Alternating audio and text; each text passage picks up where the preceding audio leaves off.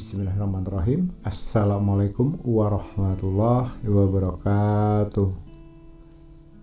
Alhamdulillahirrahmanirrahim. Pada kesempatan kali ini kita semuanya masih diberikan kesehatan walafiat, tidak kurang dari suatu apapun, dan masih bisa tersambung tali silaturahim kita antar sesama umat muslim dimanapun saja berada. Salawat dan salam tak lupa marilah sama-sama kita sampaikan dulu kepada junjungan kita Nabi Muhammad SAW. Semoga kita semuanya, khususnya yang berada di channel ini dan yang saat ini sedang mendengarkan audio ini, bisa mendapatkan syafaatnya. Amin ya rabbal alamin. Allahumma sholli ala sayyidina Muhammad wa ala ali sayyidina Muhammad. Baiklah, kaum muslimin rahimatullah yang dimuliakan oleh Allah dimanapun saja berada.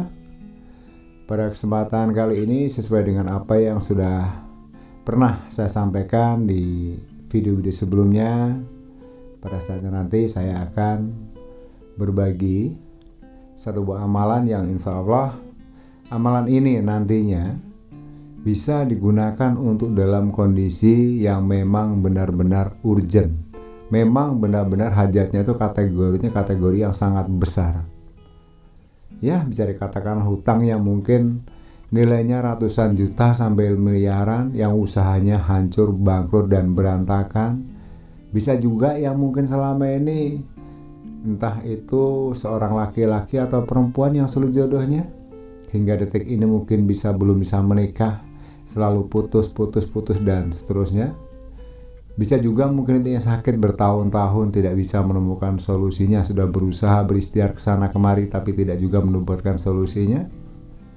Atau bisa yang saat ini sedang ingin atau saat ini masih dalam kondisi mengontrak tempat tinggalnya, numpang kepada keluarganya atau mertuanya dan ingin segera memiliki rumah sendiri.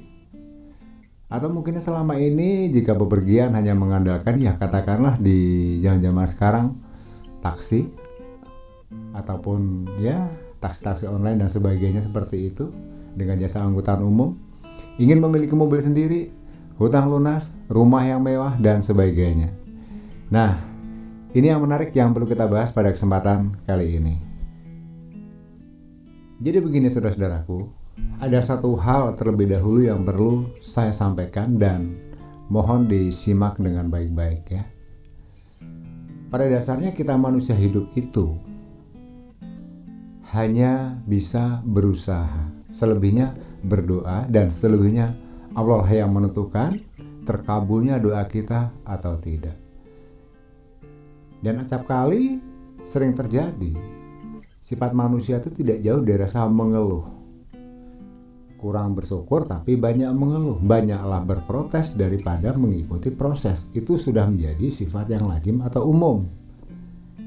Ini berlaku untuk manusia manapun, rata-rata seperti itu. Memang seperti sifat dan karakter kalau itu masih bernama manusia seperti kita ini. Dan yang lebih parahnya lagi, jika sudah dalam keputusasaan akan semakin jauh meninggalkan ibadah, mungkin akan semakin jauh dengan Tuhan Sang Penciptanya, bahkan bisa melakukan hal-hal yang itu sudah nyata-nyata sifatnya syirik atau musyrik, yang sudah melanggar aturan, yang sudah menyalahi hukum, dan akhirnya menimbulkan dosa karena melakukan hal-hal yang bertentangan dengan syariat Islam, ajaran yang pernah disampaikan oleh Rasulullah Nabi Muhammad SAW, yang sudah bertentangan dengan apa yang ada di dalam Al-Quran. Sedangkan di satu sisi kita sudah berusaha yang terbaik. Ya, kalau kita bisnis mungkin dengan sudah menjalankan bisnis ini. Kalau kita bertani mungkin sudah sebagus mungkin, semaksimal mungkin kita mengupayakan agar hasil tanamannya bagus. Ya, kalau kita bekerja mungkin udah nggak tahu siang, nggak tahu malam, kaki jadi kepala, kepala jadi kaki. Jadi logikanya kita sudah berusaha mati-matian tapi hasilnya zong alias nol. Luar biasa. Dan memprihatinkan lagi, sudah mencoba nih dengan amalan ini ya. Ibadahnya secara sholatnya sudah cukup, puasanya sudah, zakatnya sudah, infaknya sudah, sudah mengamalkan ini dan itu, setiap habis sholat ini dan itu, tapi ternyata fakta yang terjadi dari beberapa yang saya terima baik melalui Instagram saya ya, di IG maupun di WhatsApp pribadi saya, itu masih banyak yang menyampaikan keluhannya ke saya. Gus Li, bagaimana solusinya? Sudah sekian bulan atau sekian tahun saya mengamalkan amalan ini dan itu, tapi hutang saya juga belum lunas. Saya ingin memiliki rumah tapi sampai saat ini belum terlunas, belum bisa memilikinya. Saya menginginkan pengen punya mobil tapi sampai hari ini belum bisa terwujud dan sebagainya. Begitulah di antara permasalahan-permasalahan hidup keseharian kita yang kita rasakan seperti pada umumnya. Nah, baiklah, untuk sahabatku, saudaraku dimanapun saja berada yang dimuliakan oleh Allah, alhamdulillah pada kesempatan kali ini saya akan membahas tuntas tentang metode ya, metode pencapaian hajat, yang mana amalan ini alhamdulillah pernah diajarkan oleh almarhum guru saya yang saat ini beliau sudah mendahului kita, dan amalan ini sudah pernah disampaikan kepada saya dan secara pribadi ini pun sudah beberapa kali saya praktekkan. Juga ada beberapa orang terdekat saya yang sudah mempraktekannya. Alhamdulillah, puji syukur Allah SWT. Dengan metode ini yang saya ingat, yang saya tahu, fakta dan buktinya memang benar adanya. Ya.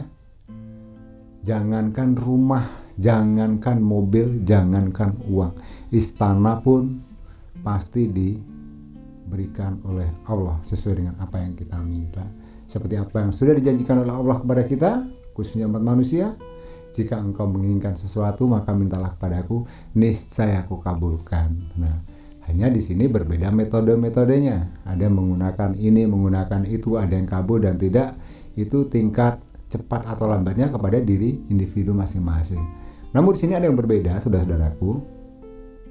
Mungkin amalan ini sudah sering kita dengar, sudah pernah kita laksanakan, tapi tata dan caranya yang belum ketemu rumusnya. Jadi malam ini akan saya ajarkan, ya, saat ini akan saya ajarkan bagaimana tata caranya, apa yang harus didawamkan, apa yang harus diamalkan, bagaimana prosedurnya yang benar supaya hajat kita secepat kilat. Diibaratkan malam ini kita bacakan, besok pagi alhamdulillah rezeki itu sudah datang. Ini khusus untuk yang sifatnya hajat besar, yang hutangnya sudah ratusan juta sampai miliaran, yang belum punya rumah pengen punya rumah, yang belum punya mobil ingin punya mobil, yang belum menikah belum bisa menikah, dan sebagainya. Silahkan amalkan ini dan simak-simak baik-baik audionya. Sahabat muslim dan saudaraku dimanapun saja berada yang dirahmati Allah SWT.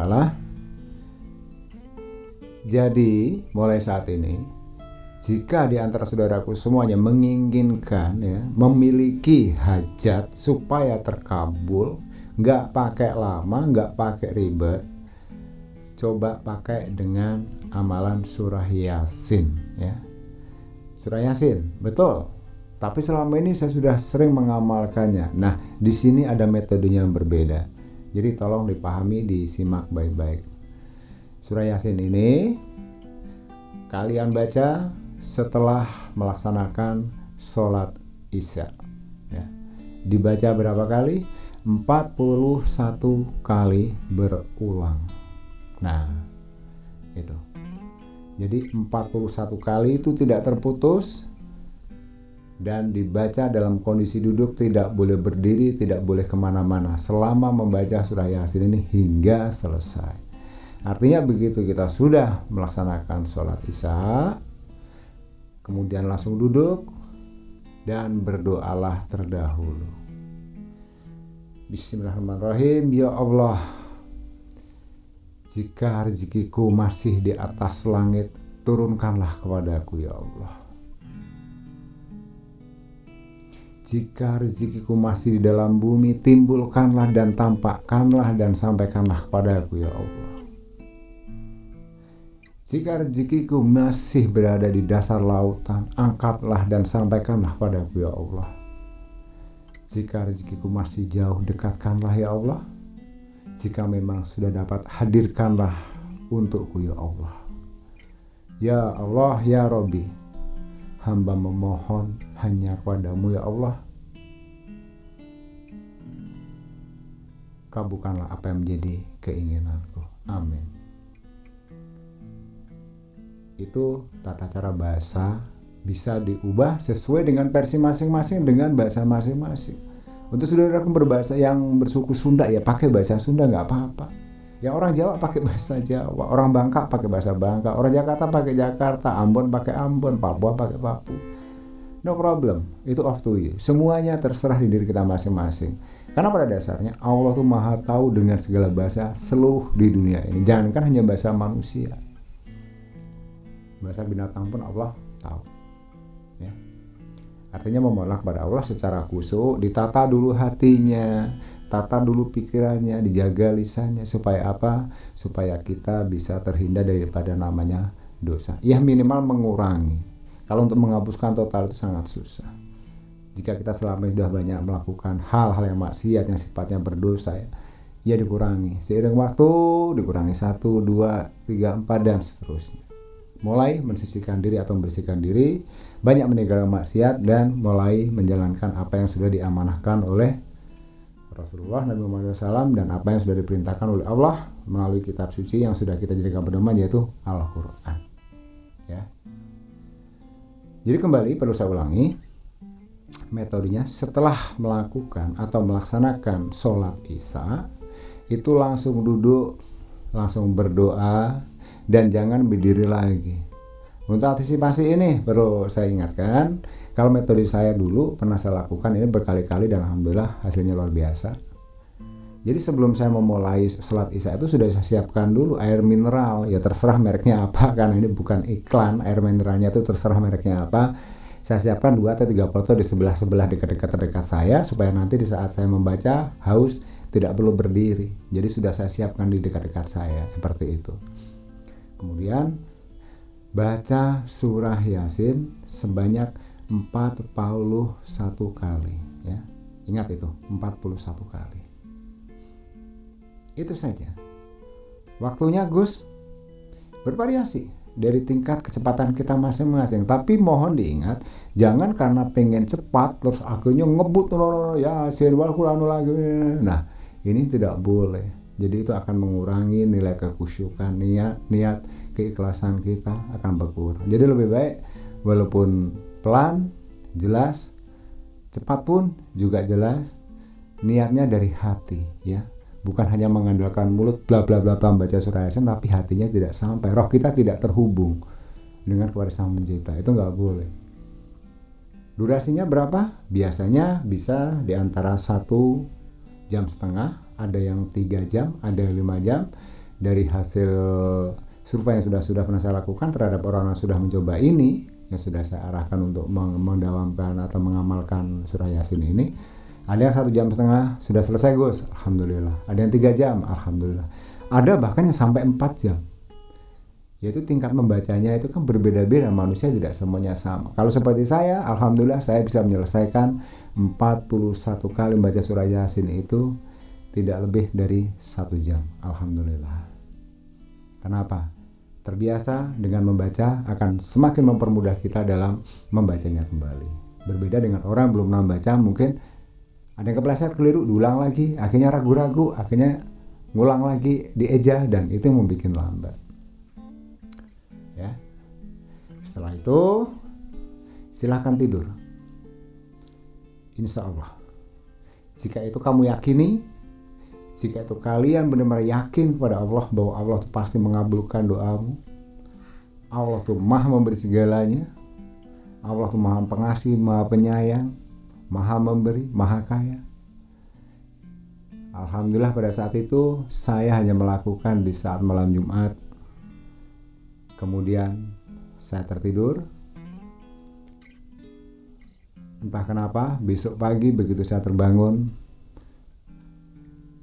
ada kejadian luar biasa. Di mana itu? Di bawah bantal saya. Jawabannya apa? Silahkan dibuktikan sendiri saudara-saudaraku ya. Nanti pasti ada kejutan dari Allah.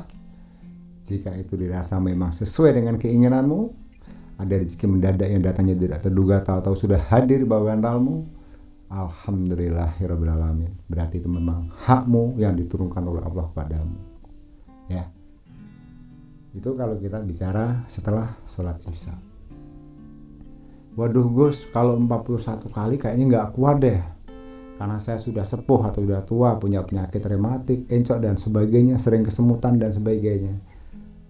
Ada masih pengecualian. Allah tuh maha kok, ya. Apa yang tidak untuk hambanya. Kalau memang tidak bisa menyelesaikan dalam satu malam sekaligus, itu 41 kali.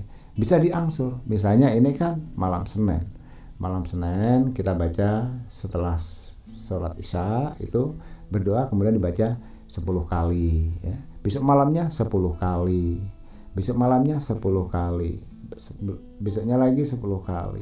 Nah, jadi malam Senin 10 kali, malam Selasa 10 kali, malam Rabu 10 kali, malam Kamis 10 kali, sudah berapa? 40 kali membaca Yasin. Berarti kurang 1, genapkan di malam Jumatnya. Itu, jadi sudah genap 41. Yang lebih bagus yang mana? Kalau yang lebih bagus menurut saya, lebih bagusnya 41 kali itu selesai dalam satu malam. Itu rutinkan saudara-saudaraku. Percayalah, kalau rutin bisa, apalagi bisa melakukan itu setiap malam 41 kali setelah sholat Isya, 41 kali setelah sholat Isya. Itu tidak akan sampai 40 hari. Keajaiban dari Allah itu pasti akan turun dan akan benar-benar membuat kita terkejut dunia orang. Jadi semua apa yang selama ini kita bayangkan menjadi kenyataan. Apa yang kita inginkan terwujud. Datangnya pun dari hal-hal yang sudah kita duga maupun tidak terduga. Itu semua terjadi atas kehendaknya Allah. Itu yang pertama. Versi yang kedua bisa juga dilakukan setelah melaksanakan sholat hajat 2 rakaat. Itu ya di atas jam 12 malam. Ya katakanlah 3 atau 4 jam kita selesai setelah melaksanakan sholat hajat 2 rakaat. Kemudian berdoa mohon kepada Allah. Bacalah surah Yasin ini sebanyak 51 kali. Ya, kalau kita mulai dari jam 12, jam 1, jam 2, jam 3, jam 4 selesai. Tibalah saatnya subuh. Udah, setelah sholat subuh, kalau memang dirasa nggak kuat lagi, lebih baik jangan dulu, lanjutkan dengan sholat 2. Kalau memang nggak kuat lagi, faktanya memang tahu-tahu tertidur, ya sudah. Dan diharap nanti di saat terbangun dari tidurmu, pasti akan ada kejutan yang luar biasa. Jadi kalau dari pengalaman pribadi saya pada saat itu, ya saya banyak menemukan kebaikan. Ya. Wujudnya seperti apa? Itu tergantung daripada individu masing-masing, bisa berupa uang, bisa berupa emas batangan, ya. Bisa berbentuk kres pusaka atau apalah, saya nggak tahu itu, dan sebagainya. Intinya nanti akan terjawab dengan sendirinya setelah saudaraku melakukan atau melaksanakan itu. Nah itu yang kedua. Yang ketiga, 41 kali nggak kuat, dibuat 5 malam berturut-turut, malam Senin, malam Selasa, malam Rabu, malam Kamis, 10, 40 ditambah malam Jumat 1, berarti 41. Masih juga repot, masih dipermudah lagi. Dengan jalan apa? Dengan cara apa? Kalau saudara-saudaraku punya teman nih atau punya saudara, kumpulin. Assalamualaikum teman-teman, saya sedang punya hajat, sengaja niat saya mengundang teman-teman ke sini semuanya. Ini kita alhamdulillah sudah genap 10 orang. Tapi syaratnya satu, kalian harus jujur dan terus terang kepada mereka. Saya berikan contoh begini, saya sedang berhajat. Untuk membaca sendiri saya terlalu berat, ya. Kenapa? Harus 41 kali Yasin bolak-balik. Saya panggil teman saya di saat setelah sholat Isya kita mulai. Orang 10 saya kumpulkan, saya jelaskan. Mohon diaminkan, doakan saya. Saya punya hutang 500 juta dan saya malam ini ingin membutuhkan uang itu agar ada, terwujud dan saya bisa menyelesaikan hutang saya. Mohon bantuannya. Per orang saya minta tolong membaca Yasin 4 kali putaran. Jadi satu orang dijatah 4 kali putaran surah Yasin. Kalau dikalikan orang 10, kalau satu orang 4 kali putaran berarti dikalikan 10 kan 40. Nah, kurang satunya kita sendiri. Jadi genaplah 41 itu sistem gotong royong. Tapi syaratnya harus terus terang dan jujur.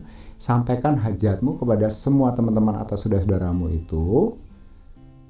Apa hajatnya dan tujuannya apa.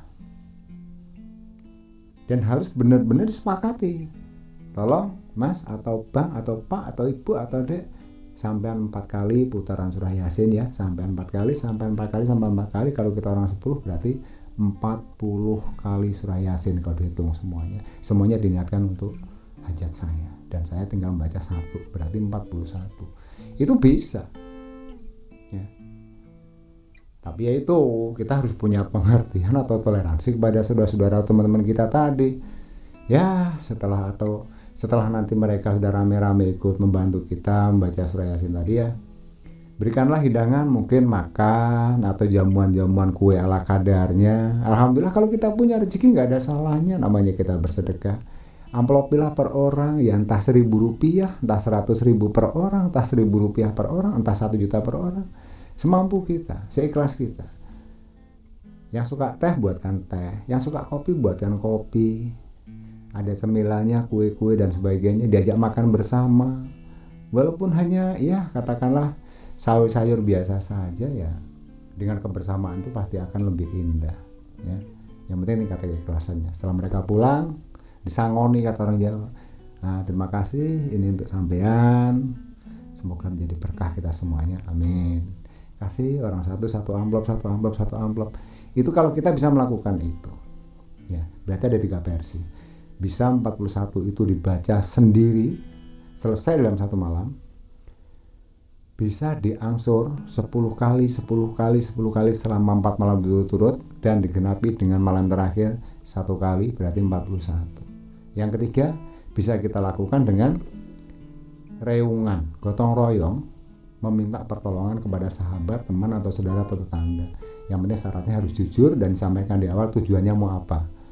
Ya kalau tujuannya, tolong doakan saya semuanya, niat saya baca Yasin pada malam hari ini supaya saya dapat istri, supaya saya dapat suami, supaya usaha toko saya omsetnya bisa menjadi ratusan juta, supaya dalam minggu ini saya bisa terbeli mobil, supaya dalam bulan ini saya bisa terbeli rumah, supaya hutang saya lunas. Tapi ingat, ada satu hal yang perlu dicatat. Hajatnya atau keinginannya tidak boleh 2 atau 3 sekaligus, hanya boleh 1 saja. Fokus. Malam ini belum diberikan, besok ulangi lagi. 1 lagi doanya yang sama dengan yang kemarin. Contohnya begini, saya pengen beli mobil ya Allah. Kalau mobil itu masih ada di langit, turunkan dia. Kalau masih di bawah bumi, munculkanlah dia. Kalau jauh, dekatkan. Kalau dekat, dapatkan mobil saya. Besok juga begitu, doa saya masih minta mobil lagi. Kemudian besok harinya lagi ya minta mobil lagi. Kenapa? Saya fokus pada satu hajat atau satu keinginan. Yang lain gimana Gus? Boleh. Setelah mobil nanti terwujud, baru kita lakukan lagi Yasin lagi 41 kali lagi, minta rumah. Rumah terkabul, minta lagi Allah pengen umroh atau haji. Lakukan lagi, setelah dapat apa lagi? Begitu dan seterusnya. Nah, jadi ingat, ada satu hal yang perlu dicatat. Semua itu terjadi karena atas kehendaknya Allah SWT dengan satu kata. Luruskan niatmu, luruskan hati dan pikiranmu, jaga lisanmu, puasa lisan, jangan sampai ceroboh dalam berbicara. Ya, bicara baik-baik, yang bagus, gunakan akal pikiran untuk memikirkan hal yang positif. Hati jangan selalu berprasangka yang buruk dan menampung hal-hal yang tidak benar. Jadi fokus pada ibadahmu, fokus pada hajatmu, dan jangan pernah mengeluh. Perbanyak rasa syukurmu kepada Allah SWT, maka niscaya nanti akan ada satu keajaiban, kejutan demi kejutan yang bertubi-tubi akan menghampirimu. Amin, amin ya rabbal alamin.